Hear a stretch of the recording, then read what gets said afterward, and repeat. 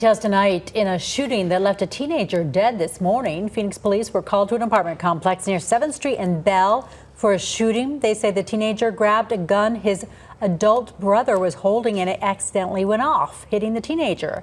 He was rushed to the hospital. That is where he later died. The teenager's brother was questioned by police, then released. Detectives are still investigating. Mesa